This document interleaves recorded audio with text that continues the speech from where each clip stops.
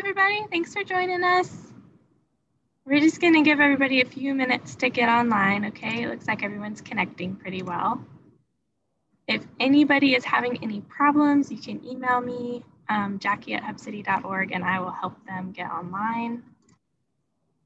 I think that's everybody for now. Oh, there's a couple more. Couple more stragglers coming in. Here we go. So I'm Jackie at Hub City Bookstore, and I'm here with Susan Meissner with The Nature of Fragile Things, this lovely book right here. And I'm just going to give a quick introduction for her, and then she has a wonderful presentation for us that she's going to give, and then anyone who has any questions, feel free to jump in the chat window, and I will voice those questions for her. You can voice them anytime. Since it's in the chat window, it won't disturb the author. And as soon as there's time to ask them, I'll let her know. And if you have any questions about anything else, like I said, logging on or anything like that, just pop them in there. So Susan Meissner is the critically acclaimed author of 20 novels. Her engaging stories feature memorable characters facing unique and complex circumstances, often against a backdrop of historical significance. A multi-award-winning author, her books have earned starred reviews in both Publishers Weekly and Booklist. She was born and raised in San Diego, California, where she's joining us from tonight, but spent some of her adult life living in Minnesota as well as England and Germany before returning home to Southern California in 2007. Susan attended Point Loma Nazarene University in San Diego. Prior to her writing career, she was a managing editor of a weekly newspaper in southwestern Minnesota. She enjoys teaching workshops on writing, spending time with her family, reading great books, and traveling. Susan makes her home in San Diego area with her husband, Bob, a pastor and chaplain in the Air Force Reserves. They are the parents of 4 adult children. She's just telling you about some of her wonderful children before the event started. Thanks so much for joining us, Susan. Thanks for having me. It really is my pleasure. I'm so glad we can gather this way since we can't gather the other way in person. But I'm hoping that someday I will be able to come to Hub City and have an in-store event like we used to have and get to meet each other in person. But this is the next best thing. Super happy to be here. And I do have a presentation to show you that I think you will enjoy, especially if you've read The Nature of Fragile Things already. And if you haven't but plan to, I think it'll enhance your experience with the book if you do decide to get it and read it. And if you do buy your book from Hub City, I have sent in some signed book plates, so your book will be signed, and also some reader's guides that you can use to further help you enjoy the book. There's some pictures in those as well. Okay, so I'm gonna go ahead and share my screen with you. So if you just give me just a second while I toggle. I think I might need to have you enable me to share my screen, Jackie. Okay. I think if you make me a co-host. I think I got you in there. Okay, I'll try that again. Works? Yeah, thanks. Okay. Okay, so I'm gonna go through some of the slides a little bit quick just because I want you to have plenty of time for questions and answers, but I will spend a little bit of time on all the different slides. I hope that you'll find it enjoyable. So I grew up in San Diego, California, as Jackie said. I spent the first 25 years of my life there. I was the middle girl of 3 girls. So you can see my older sister, Lauren, there, my younger sister, Karen. I'm the one in the middle. And that picture of me on the left there with Lauren is me at my grandparents' house in San Diego. And to grow up in San Diego is to grow up with earthquakes. Really, to grow up in California is to grow up with earthquakes. I grew up having them all the time. They never really bothered me very much. I think I didn't really fully understand what an earthquake could do. And because the ones we experienced when I was growing up, I mean, they were rumbling enough. You could feel them beneath your feet. You could hear them. They were a little bit disconcerting, but I wasn't really afraid of them. We used to have earthquake drills in school all the time. They're kind of like a tornado drill where the siren would go off, the civil defense siren would go off. And we would all have to scramble underneath our desks pretending that it was an earthquake. And I remember the last one I remember is we were all laughing as we crawled under our desks. And we grew up with cracks in the sidewalk and the windows rattling in the house when an earthquake would come. And sometimes, all the pictures in the house would just be skewed to one angle. And there was this kind of a joke, tongue-in-cheek kind of thing that I used to hear growing up. And that was that one day Southern California would fall into the ocean. And I don't know if you've ever heard that living in the Southeast, but we used to hear it all the time that, yeah, one day Southern California is going to fall into the ocean. And now I know why that little joke persists. And it's because of that San Andreas Fault, which is that long red ribbon you see on this graph on the left of it's the map of California. And the San Andreas Fault, you may have heard of it. I don't know. It's pretty famous out here because it's a very long, very big fault. And it's the reason why we have so many earthquakes in California. And the reason why we have earthquakes at all is because if you look at that colored map above the dishes, that big brown colored area is a picture of the North American plate. It's a tectonic plate way beneath the Earth's surface. And there's lots of these plates underneath you. And there's another one right next to it, and that's the yellow one, and that's the Pacific plate. And so you can see that it's mostly in the water in the Pacific Ocean. And so where those two plates meet, and plates is kind of a misnomer. They're not really a flat disc shaped things. They're gigantic, huge slabs, chunks really of rock, massive. And at their thickest, like the North American plate at its thickest is 187 miles thick. So it's not some skinny little disc like a saucer. But where two plates meet, there's usually a fault line. And so the San Andreas Fault, that red line is pretty much where the Pacific plate, the yellow one, and the North American plate, the brown one, it's where they meet. And so the San Andreas Fault is a fracture deep in the plate where they can rub up against each other. And when they rub up against each other, when they touch, because the inside of the earth is always moving around because it's molten, when they touch, it makes an earthquake. It makes the earthquake. And if you look at that red ribbon, it's the San Andreas Fault, you can see that it kind of starts up in Northern California, kind of off in the ocean. And then it heads down the state. And by the time it gets to me, and you can see where San Diego is, it's right there at the edge by Mexico. By the time it gets to me, you can see how far inland it is. And that's why there was always this joke that one day Southern California would fall into the ocean, because San Diego and Los Angeles, we are on the left side of that fault. We're on the yellow side. We're on the Pacific plate side. So that was the joke, is that someday we would fall into the ocean. And I suppose it's probably possible. But I don't think it's likely, but it is. I mean, that's why the joke persists, is because we're on the left side of the San Andreas Fault. I put the dishes there because they were my great aunt Loretta's dishes. They're mine now. I'm really happy to have them. She was very special to me. She has passed from this life, and I was given her dishes. And it used to be service for 12. But my great aunt Loretta lived most of her life in Los Angeles. And in 1994, there was a pretty significant earthquake, 6.7 on the Richter scale, which is pretty big. And she lost most of her dishes that day. It was actually a pretty traumatic event for Los Angeles in total. 100?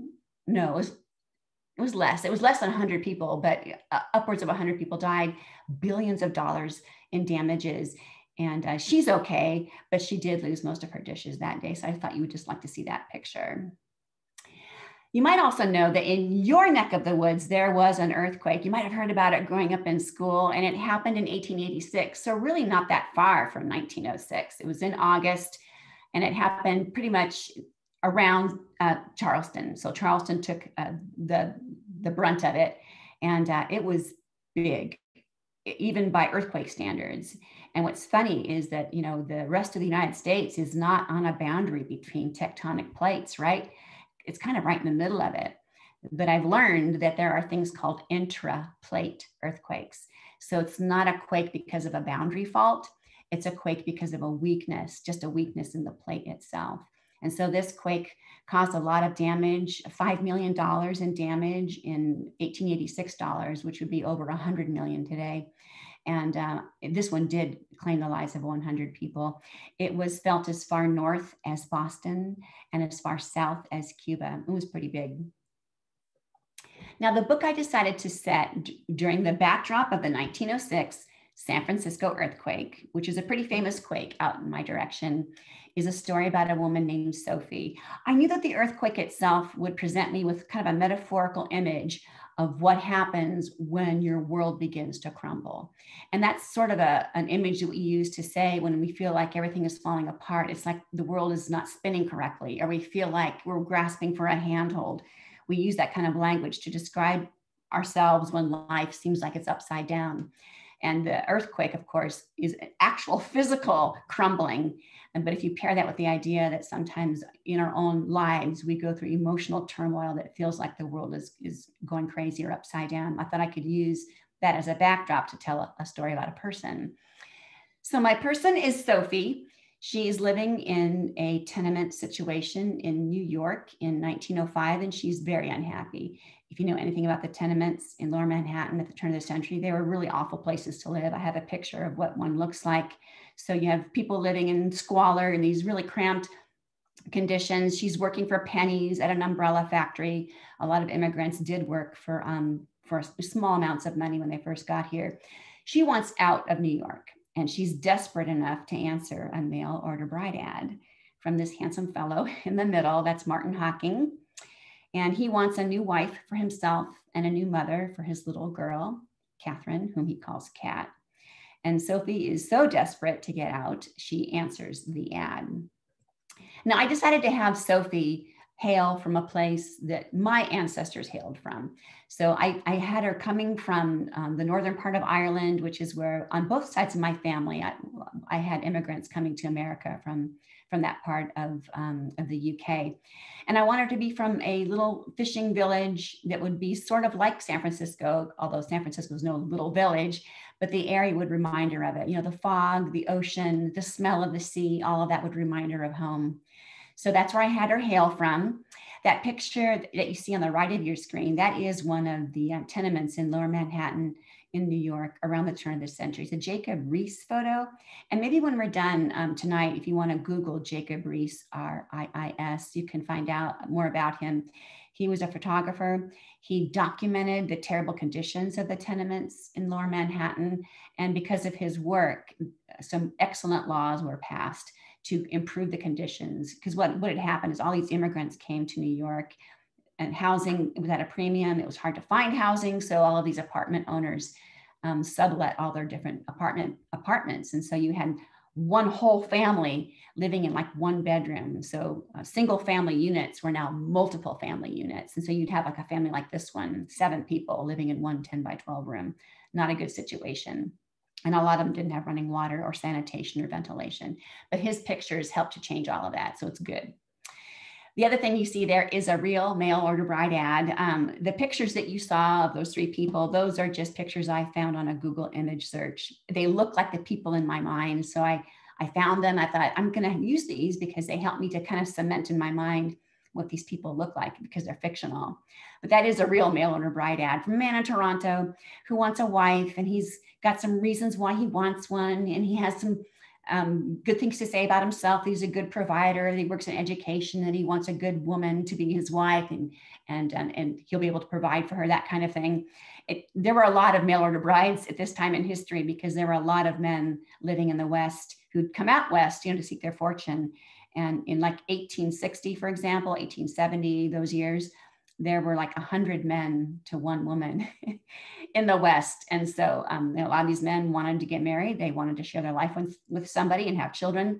And so the mail order bride ad was kind of a thing. And for women in the East, a lot of them wanted to marry and their prospects were diminishing. And so it was, I guess, kind of a win-win. These men wanted wives and these women wanted husbands. And so they were able to make it work.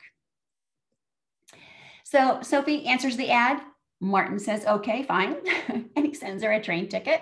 And she gets on a train. The Transcontinental Railroad has been in operation for 3 decades. So she comes all the way out West. She gets off the train at the terminus in Oakland, California, which is that red blob that you see on the right side of the San Francisco Bay. And she gets on a ferry just like that one. In fact, she opens the story. The second chapter opens with her on the ferry as she's about to meet Martin for the first time and marry him. And so she'll cross San Francisco Bay, and she'll get off the ferry and go through the ferry building, which is the other picture you see there. The ferry building is still there in downtown San Francisco. It survived the quake and fire of 1906. And I've been in it a number of times. It's a very fun building. the ferry isn't needed as much now that we have the Golden Gate Bridge, but it still has use. It's full of food halls and artisans and boutiques, and there's a bookstore there. And on Saturdays, there's a farmer's market. It's a really fun place to go if you go to San Francisco to visit. So she gets out of the ferry building, meets Martin, and now she's on the left side of the picture. So that other red blob, that's downtown San Francisco. So you can see that San Francisco sits on a peninsula, kind of a thumb-shaped bit of land. And on the right side of the peninsula is downtown San Francisco. And then on the ocean side, the Pacific Ocean side is the ocean side. That's where like Golden Gate Park is. And so she gets in a carriage and they go straight to the courthouse and they get married. Now, I have a picture of like current day San Francisco there, if it might be helpful to you, if you've not been. If you have been, it might be helpful to you then too. She gets into the cab with him, meets him for the first time, gets in the cab. They head down that diagonal street, the big one in the middle there, and that's Market Street. And that building looks like a Capitol building. That's like the county courthouse. And at the time she married him, it was a gigantic, huge, sprawling edifice. I'll show you a picture of it in a second. And then they get in another cab and they head north up to where you see that little black house icon kind of at the top of the screen to the left. I planted that little house icon there so you can see where they have their house. It's a really nice neighborhood. It's around Pacific Heights, which is it's an upscale neighborhood. So Martin Hawking isn't a millionaire, but he's got some means. He's got a very nice house.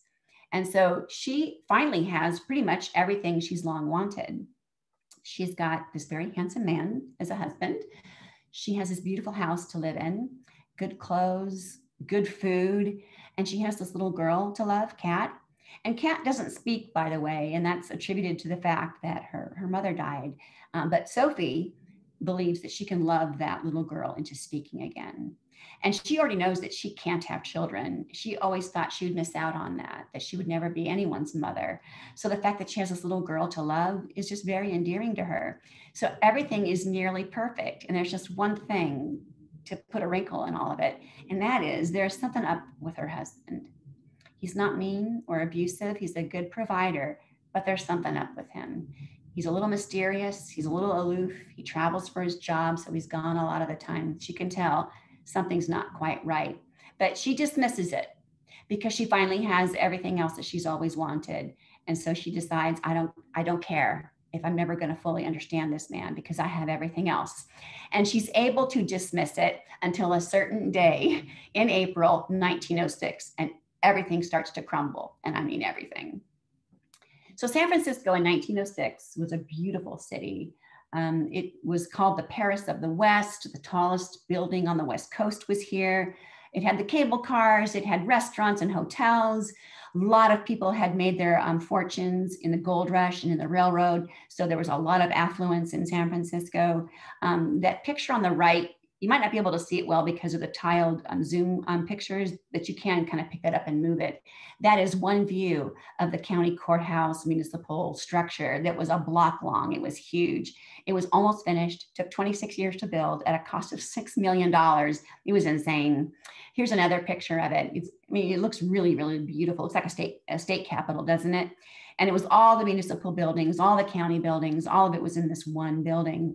And it was almost finished. And I want you to just kind of pay attention to those columns, those beautiful columns that you see along the front there. Just kind of keep those in mind. Here's another picture of a downtown street, California Street. San Francisco had many hotels, very nice ones. This is one of them. This is the Palace Hotel. It's a very beautiful hotel. Everyone wanted to stay at it. It was expensive, it was luxurious. It was well known. San Francisco also had the Cliff House, which is this other building here you see on the ocean side. And that's where the rich went to have lovely luncheons and dinners and dances. There was ballrooms, there was lunchrooms, there were galleries, all with these beautiful panoramic ocean views. San Francisco also had the Sutro baths on the ocean side. So it was this lovely structure that had indoor pools and outdoor pools, saltwater pools, freshwater pools, all of it with this lovely resort kind of greenery inside. And this picture to me is particularly telling because it's dated April 17, 1906. So it was actually taken the day before the earthquake. And what this picture said to me when I was writing and still says to me is that things aren't as they seem. You know, everybody living in San Francisco when this picture was taken thought everything was fine. Nobody knew that the next day there was going to be this horrible earthquake. There was no way to tell. And there's no Doppler radar for an earthquake. Even now, seismologists can't predict when one will come. They can track and measure the Earth's movements quite accurately, actually, but they can't predict one.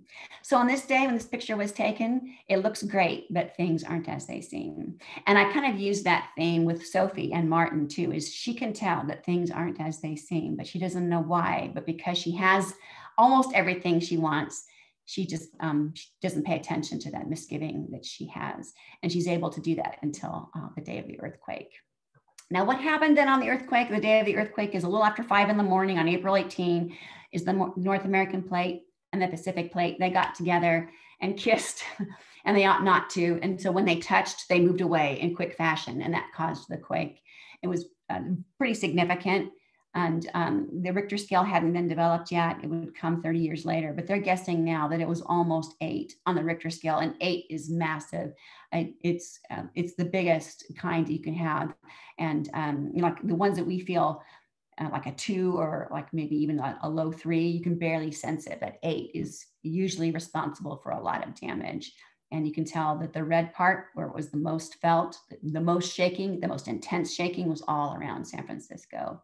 And what happened then was the quaking, a lot of wood frame buildings fell that moment of the quake. It lasted about 50 seconds. And then some of the larger buildings that were made of stone or had concrete foundations, they might have withstood the shaking and maybe had some broken windows or some other damage. Maybe the plaster fell off the ceilings, but they were still standing. But because the quake was so violent, it broke open all the gas lines that piped in gas to all these homes and businesses. And so they started all these little fires, all these gas lines, multiple fires everywhere, little ones. And the water mains underneath the ground, those broke open too. So fire brigades couldn't access any water to put out any of those fires. So the fires just continued to burn. And they joined and they merged. And so within a few hours, it was just a wall of flame. And there was no way of stopping it. So 3 days later, this is what San Francisco, downtown San Francisco, looked like. Quite a bit different than the other picture I just showed you. That structure in the very back of the photo, that's that City Hall structure. It was a complete loss, and 500 city blocks all around it then burned. So here are some pictures after the earthquake, either before the, like during the fire or after the fire. So that picture there on the left, that's kind of up on Nob Hill, and you're looking east toward the Ferry Building, and you can see it's just smoke as far as the eye can see. And you can see the people who are moving uphill, and they've stopped and they're looking back at it. And you can almost think they're wondering how far are we going to have to keep going to outrun this thing? And they don't know that that fire is going to burn for 3 days. The picture on the right is that City Hall structure. You can see all those columns are gone. In fact, they fell. The earthquake took those out right away. And the building still stood, damaged heavily, but it was still standing. But then the fire swept through and pretty much decimated the rest of it. So the whole thing was a loss. Here's a picture then, Sacramento Street, kind of up from Nob Hill. Way at the back of the photo is the Ferry Building. You can see kind of the amount of the devastation. This is after the fire. So some buildings withstood the flames, but they were burned out shells. Everything on the inside burned. Picture on the left is what some of the houses looked like afterward. You can see where the ground shifted so much that houses were leaning into each other. The building on the right is the Fairmont Hotel. It was almost finished. It was going to be San Francisco's next best, most opulent hotel. It was 2 weeks away from its grand opening. And it survived the quake with some damage, minimal, but some. But then the next day, the fire swept up and pretty much took out the hotel. If you decide to get the book, I'm not sure I have one here with me. It's over there. This is the picture that is used. Oh, thank you. Jackie's holding it up. That's the picture that was used for the cover of the book. So if you get the book at Hub City, you'll see this picture kind of underneath the figures of Sophie and Kat, who's pictured there on the front. You can see how the quake, this is on Union Street, how it just kind of took the cable car tracks and just shifted them to the right. Now, stopping the fire was no small feat. They tried bringing in water from the bay, but the fire was moving west. And so pretty soon the fire was a mile away from the bay, and they couldn't bring in the water to fight it. And it was also getting so massive, it was too much. They tried dynamiting single buildings here and there to like create a fire break, and that wasn't enough. So they finally decided to, it was a very difficult decision, to dynamite 1.5 miles of Van Ness Avenue.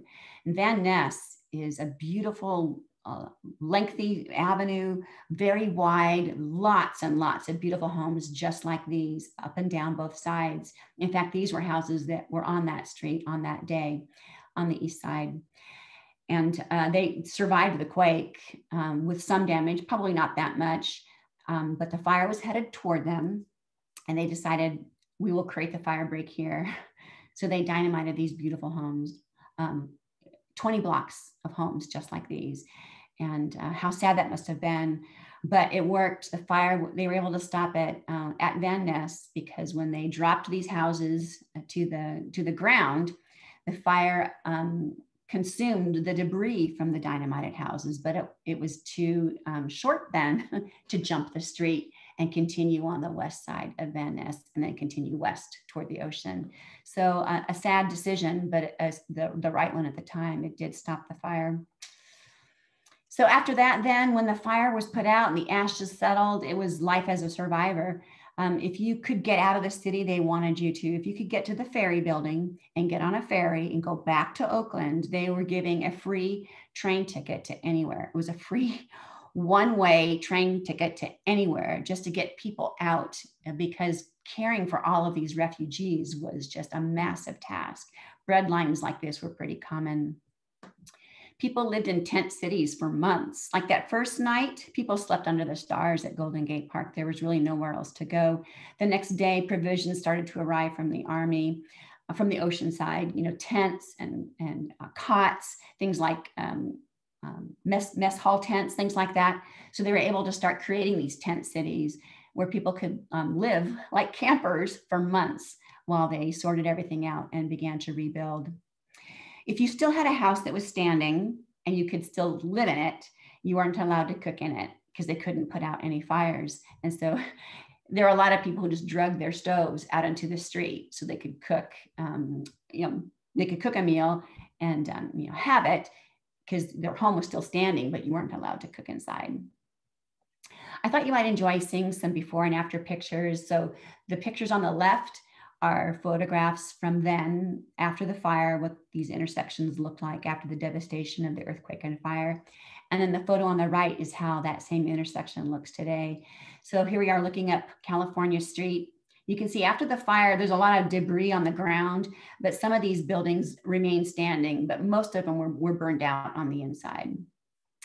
Here's a picture looking east, so toward the ferry building. Way in the back there on the left, you can see the tower. That's the clock tower from the ferry building. So this is looking toward it. You can see the structures that survived and the structures that did not. Here's a pretty famous intersection in San Francisco. It's Market Street at Powell. And you can see that Flatiron shaped building, that's the flood building, did survive the quake and the fire. It was gutted by fire, but it did survive, and so it still stands today. This particular intersection is telling to me because when you look at it, really there's nothing left from 1906. If you look at the right side, it's pretty much all new structures compared to what was there before. Here's a really quick timeline of everything I just told you. I'm going to skip it right now because I want you to have plenty of time for questions and answers. Starting over began right away as soon as they could. They pressed everybody into service. So if you stayed in the city and were able-bodied, you were given a broom and a shovel, and everyone was put to work. The only people that could be opted out of helping were like doctors, because their skills were needed elsewhere. So doctors would have like a little badge that said "do not press," which means they could not be pressed into service. And to be pressed means you will work. If you're here, you will work. It wasn't optional. And so they started pushing debris into piles, huge piles, and then carting it all up by horse and wagon up to the north part of the city where the marina is. And they just dumped it all into a huge landfill, which is now Golden Gate, a park underneath the Golden Gate Bridge. And so they did that for days and days and days, carting away the damage and raising buildings like these that there was no hope for them. A lot of businesses, they were brought down to the foundations, but they wanted to rebuild right where they had been, which showed a lot of determination, I think. So here's a jeweler saying, I'll be back. There's nothing here now, but I'll be back. And on to the right, you can see just the beginnings of the new framing for the Palace Hotel. The Palace Hotel was burned from the inside out. And so the whole thing had to be scrapped, and they started over and built a new one. If you're wondering how long did it take for San Francisco to come back from that amount of destruction? Well, interestingly enough, 9 years later, the World's Fair was held in San Francisco, and they built all these beautiful exhibition buildings like this one, up and down 1.5 miles of oceanfront property. And it was just beautiful. And they had galleries and exhibitions and concerts. Between February and December of 1915, 18 million people came to San Francisco to go to the World's Fair, but to also see this phoenix that had pretty much risen from the ashes. And when you look at San Francisco now, I don't know if you've been there, but you might want to come someday. It's a very iconic city. The Golden Gate Bridge is very famous, and there's lots there to see. There's the Fisherman's Wharf and Ghirardelli Square and Alcatraz and many other things that make San Francisco kind of a happening place.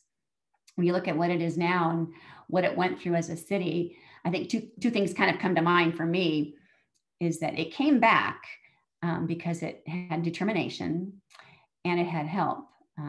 Within 3 days of the disaster, all the other states in the Union started sending aid. So by the third day, they had already been given $5 million, which is a lot back then from all the other states.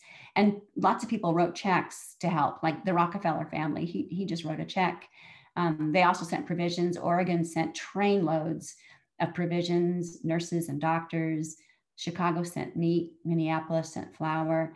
They were inundated with help from all the sister states. So the fact that they had the determination and they had help, I use that as a sort of a backdrop for Sophie then, because I can't tell you what happens to her at the earthquake because it'll totally spoil it for you. But there's something she needs to do now if she's going to hold on to what she loves.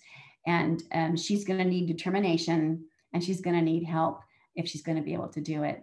And so I'll let you read the book to find out exactly what she needs to do and who she turns to for help, and hope that you enjoy the story. So I'm going to stop sharing my screen now and open it up to see if Jackie has logged us any questions. Thanks so much, Susan. That was lovely. So much great information. I can tell you did a lot of research too. So we don't have any questions in the chat so far. If anyone does have questions, please send them in there, or anything that you would like Susan to expound on a little bit from that PowerPoint. I'm sure she'd be happy to talk about it more.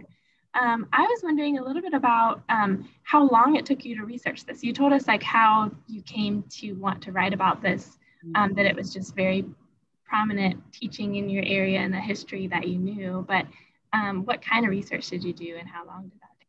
Right. Well, I felt like I needed to start from the beginning because I really didn't know much about it other than the date. I knew it happened in 1906. That's about all I knew. I really didn't know that it was the fire that created the worst damage. The quake was bad, but it was the fire, the resulting fire, that really devastated the city. That was new to me. So I really had a lot to learn. And one book that I can recommend to you, in fact, you can probably get it at Hub City for people if they want to order it. It's by Simon Winchester, and it's called A Crack in the Edge of the World. So it's nonfiction. And Simon Winchester, he writes sort of like Eric Larson. He writes nonfiction in a narrative way.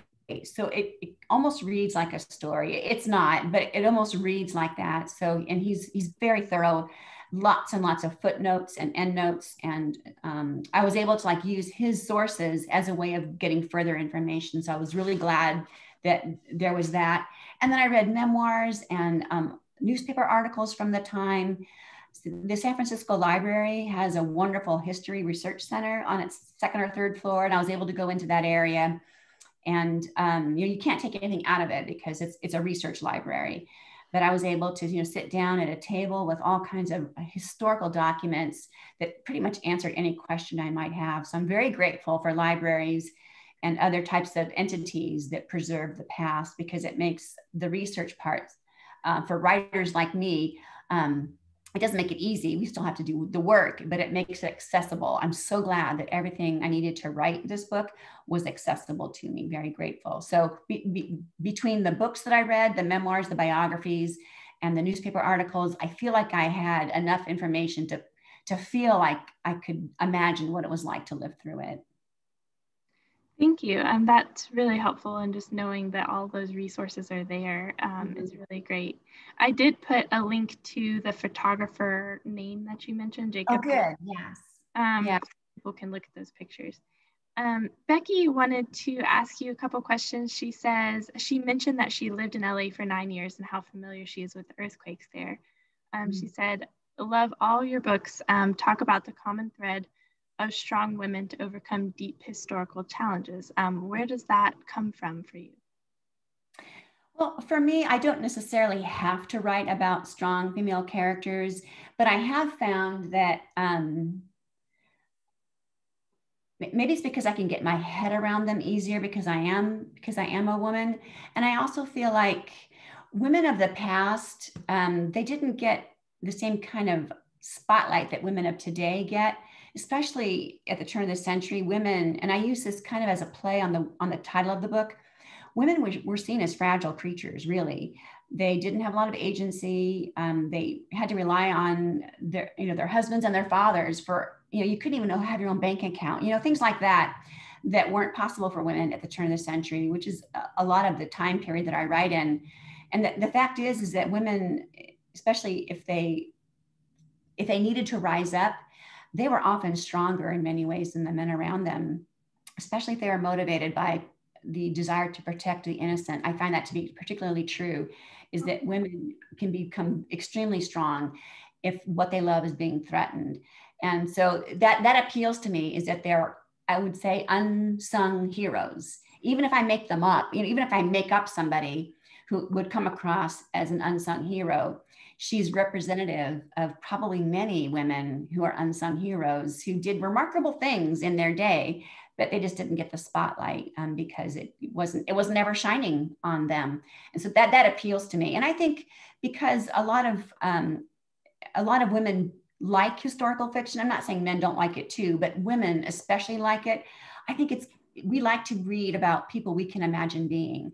So any female character that I read about in a book, I can imagine being her. It's a little harder for me to imagine myself as a man living out the character. It's just a little harder, but I can imagine myself as that same woman because I am a woman. And so that appeals to me too. I love that. And we have several comments about how much they love historical fiction and the strong women characters that you've created. Also, Becky wanted to know if you created this book pre-COVID or during, and I was talking to you a little bit about how long publishing takes, but she also wanted to know, how did COVID affect your writing of this book? Well, I'm very thankful and grateful that I had done all the research, had turned in the book before last year. So my last trip to San Francisco was in, I believe, April. Yes, it was in April. And then we first started hearing rumors of this in December. I think the first time we heard the name Wuhan and China and this COVID-19, because it surfaced in 2019. We forget, we think of COVID as the year of 2020, but it's called COVID-19 because it first arrived in 2019, but off, way far away. So December, I remember hearing about it, and I had turned in the book like in September. And so, by February then of 2020, now it's in the United States. And that by St. Patrick's Day, it was all very different then. So I was able to get it all done. And so my last trip to San Francisco was like 10 months before everything changed for us. So I'm really grateful. I probably could have written the book without going, but I didn't want to. I really didn't. It's hard to revisit a city that has changed so much because, 1906 San Francisco was burned. I really couldn't go back to it. There are places that you can go to, like the streets are the same and some of the houses are still there, especially if they're on the west side of Van Ness. But the city itself, the part that was most affected, it's all different now. So I could have written it without going. I'm glad I didn't have to. I feel like whenever you go to a city where that much has changed, there are echoes of the past all around you, and you feel them when you go. That's certainly true. It's nice to be able to have it a little more tangible, I'm sure, while you're trying to write about it. Exactly. Envision the characters there, things like that. I talked to you a little bit about this, so I know you have a book coming. Cindy wants to know what you're working on, just as much as you could tell us about what you're working on. Sure.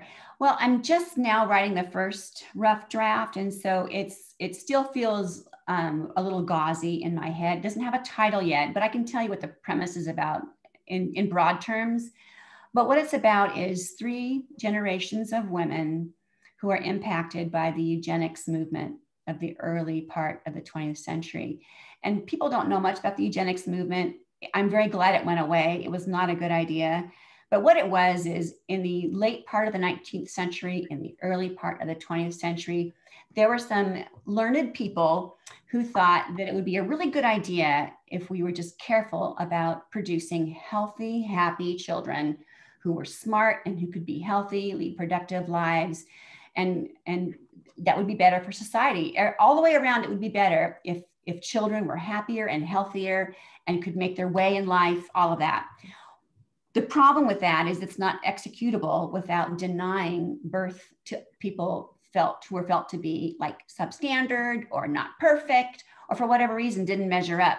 And so that thinking, when it really devolves, is what led to Nazi Germany's final solution. You know, it was the same kind of ideology about controlling who lives and who dies, and controlling who has value and who does not. So the fact that we had that movement begin here in the United States, and that it devolved into something truly terrible in Europe in the 1930s, I think it's just worth remembering so that we don't make the same mistake again. So in California, unfortunately, had the highest sterilization rates during this time. It was like 60,000 people, I think, over a period of 50 years, where these are people that were felt to be substandard. And in the beginning, they were sterilizing people who had epilepsy, people who were dyslexic. They didn't understand all of these different types of, I wouldn't call them disabilities. I don't consider dyslexia a disability, but it's something that's different from everybody else. And they didn't understand it and felt like it was something that was not helpful. And you wouldn't want to give that to your child, would you? And so they would, in the state hospitals, they would get sterilized so they could not produce children who might have the same kind of whatever weakness they had. They even did it to women they felt were too promiscuous. If a woman was thought to be promiscuous, they thought, well, that's definitely a hereditary gene we don't want to pass on. So they would sterilize someone like that. So it was just a bad idea. But I want to imagine a story where it's not all sad and it's not all bad. So the 3 women in my story, I'm going to make it very satisfying so that people don't feel like, well, that was depressing. I'm going to make it so that it's satisfying to you. Where is it set? It's going to be set in kind of in the Santa Rosa area of California. So it's around San Francisco, also the Oakland area, kind of around that same area where I had set this book for San Francisco, just kind of around the same Central and Northern California. Awesome. Well, I'm sure those are places that are familiar to you, and you can really envision those for your books. So. Right. Mm-hmm. Anissa, I'm sorry if I didn't say that right, asks, what are you reading and enjoying right now? Oh, that's a great question. The book I'm reading it's an ARC. It's an advanced reader copy, so it won't be out until the summer, but you guys should put it on your to be read pile for the future. But it's by Courtney Ellis, and she writes for Berkeley, which is my publishing house too. And it's called At Summer's End. I don't think it comes out until July or August, but it's really good. I'm enjoying it so much. It's a Regency, which I don't usually read a lot of Regencies. I like them, but I'm not like, I know there are some people that they just love that genre, but I'm really liking this one. So I'm like 60% through, so I feel like it's going to be a winner. And then I'm also right now reading Greer McAllister's The Arctic Fury, which just came out, I believe, in December. It's about an all-female expeditionary troop of women that went to find some missing explorers in the Arctic Circle. So it's really rather remarkable. And then I just finished The Invisible Life of Addie LaRue. Oh, I love that. Was just remarkable. Wow. It was a little haunting, a little scary, but just remarkably written, and the most satisfying ending I think I've read in a book in a long time. I also just read that and very much enjoyed it. Right? Yes, it's very different, but very satisfying. You have a few comments about other people loving Addie too. It's an unforgettable book. I think I would read it again. It's that kind of book that I would read it again. And I did put the books that Susan just mentioned in the chat there for anybody to look up if you're interested. That's a great idea. I was wondering a little bit about too what really brought Sophie alive for you as you were writing. What part of her did you just connect with the most or enjoy writing the most? That's a good question. For a long time, I didn't feel like I really knew what she wanted. And I think that's why I had trouble writing this book. I had to start it twice, which for me, since this is not my first rodeo, it's like I really struggled with this one. Having to start the same book twice, that hasn't happened to me in a long time. But I think it was just, I didn't really know what she wanted. And I also didn't give her reasons for wanting what she wanted. And that's really important with a character. And so when I made it more complex, when I made her more complex, I began to understand why she would be so desperate enough to marry a man she didn't know. And why didn't she just go home to Ireland? If things were so bad in New York, she came alone. She didn't come with her whole family like some families did. Why didn't she go home? Why did she go as far west as she could go? She went to San Francisco. That's about as far as you can go in the United States. So I just began thinking of reasons why she would do what she did. And then, her motivations for what happens after the earthquake, which again, I can't share because there is a mystery thread to this one. I don't want to spoil it for you, but it's when I dialed in to what she wanted and why she wanted it, that things began to become clearer for me. I love that. Yeah, it's really interesting to know how authors come to know their characters and as they're writing. Becky wants to know if you have a favorite character you've written, not necessarily just in this book, like overall. Oh, wow. That's a great question. Wow. Right now, because she's so close to me, it probably would be Sophie. And that's kind of maybe it's a cop out to say that, but I think it's because when I finish up a book, I've just spent a great deal of time with that person, and I've almost always taken them to hell and back. A really good book will ask a lot of the main character, and it's usually hard. And so, I took her through a lot, and I feel like, at the end of it, we were still friends. That's good. And because I watched her, she wasn't the same girl on the ferry that she was when I said the end. She went through a character change, as all memorable characters do in a book. And I liked who she became. I liked the parts of her that stayed the same. And I liked the parts of her that evolved into like a better version of who she already was. And so, I know a year from now, when I'm writing this next book about those three women, I might say, well, it's now my loyalties have now moved on to one of those others. But I would say right now, I have the most admiration for Sophie. Mm-hmm. Yeah, I know that's a hard question, I'm sure. And similar to that, and if this is a similar answer, that's totally fine. But Hannah wanted to know, where does this book fall on the 20 you've written as far as favorites? Like, if we could only pick up one book, which one would you pick? Gosh. That is a tough one. Well, I would say this one because it has a mystery thread. If you love mysteries, this is the book for you. If you are okay with mysteries, then you might want a book where you're not having to, maybe you like your sleep. I've been told that people have a hard time putting it down, which is a wonderful thing to hear, truly wonderful, but it's because there's a mystery thread going on. So if you feel like you need to have chapter closure so you can go to bed at night, there might be other of my books that leave you able to put a bookmark in and have some rest. So some book club favorites are A Fall of Marigolds and Secrets of a Charmed Life. Those are books that I've written, 4 and 5 years ago, but they continue to be read and enjoyed by book clubs. I still hear from book clubs about those two books. I I love that. Do you go to any book clubs to talk about your books, or do you mostly just hear about people doing them? Well, I still go virtually. Like I will visit a book club if I can fit it into my schedule. I'll visit for 30 minutes whenever I can via Zoom or whatever platform they're using. And so I'm still able to do that. And I do that if the schedule allows. And it's fun. I like it. It gets me into my readers, into their circle. And so, sometimes I find out things about the book that I didn't know because I haven't been talking to readers about it. I've been talking to my editor or my agent or people like you, people in the book world.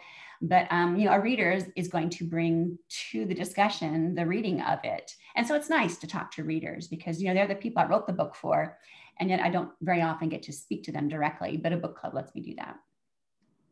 That's really fun. I know that most of these events are before people have read them. So the book clubs, you get to hear about people actively discussing. Yes. The great thing about a book club is almost everybody has read the book, usually. I know it's not always true because sometimes you just don't get to it. But what's nice then is that if they've all read the book, we can talk about that mystery thread because some people are going to want to talk about it, and which is great because I kind of write my books so that they will want to be discussed. Oh, I love that too. So it's really fun to read something like that when you just really want to give it to someone else. Like, hey, read this so we can talk about it. Yes, because I enjoy that. I like reading a book. Like The Invisible Life of Addie LaRue is a book I want to sit down with my book club and talk about. We're not meeting right now, but that's the kind of book it is. And so I like that kind of book for myself, the kind that you just want to talk to somebody afterward. Yeah, kind of find all of those hidden threads that you might have missed. Hannah mentioned that when you're talking about your other books, she saw some nods from the other attendees about those books, so she's going to add those to her to-be-read list. Oh, nice. I think we're almost finished. It's just a few minutes left, so if anyone has any questions, go ahead and ask. We'd love to use our time with Susan and get any questions filled in. In the meantime, I just wanted to ask, we asked about your favorite parts of the book. What was the most difficult part to write or character? Yeah, I think because I had to start over twice, it would have to be the beginning was difficult for me because it took me to the mat twice. But once I finally figured out what I needed to figure out about Sophie and really about the other people in the book too, because everybody else in the book, they're part of who she is and she has to interact with them, Martin, Kat, and the other people that she's going to meet. But I had to get her first. And so it was that beginning that just kind of, it took me to the mat. But I have to say that I'm really glad that I had to start over twice because this third time's a charm. I really like it now. I'm really happy with the way this book opens and how it opens and what's going on when it opens. So it was worth the struggle. Oh, that's awesome. Hannah also wanted to know, I take this last question, if you know what your ending will be before you begin writing, or if you start it and kind of see where the characters take you with the book. You know what? It really is a little bit of both. I do plot, like I have an idea of where I think we're going to go. It's like a map. It's like if I wanted to go to Disney World from my home in California, I have a general idea of which direction I need to go, right? I need to go east and stay on the southern routes, right? Stay on I-10 or something. So I have a general idea of where I want to go, what my destination is, but I'm not just sold on like I-10. Like there are probably many ways to get to Florida from here. And sometimes those bunny trails that you take, which they won't get you there quicker, but they make the trip more interesting. Well, I can take some side trips as I'm writing. And so even though I have a map of where I think I'm going to go, I leave myself open to discovery as I'm writing so that if I begin to feel like I need to veer off the main drag here and take a side road for a while, I know where I'm going. I'm probably going to still end up at Disney World, but how I get there, I leave that open to discovery. And so it's kind of nice because I feel like if I'm surprised halfway down the road by where I am, then the reader might be too.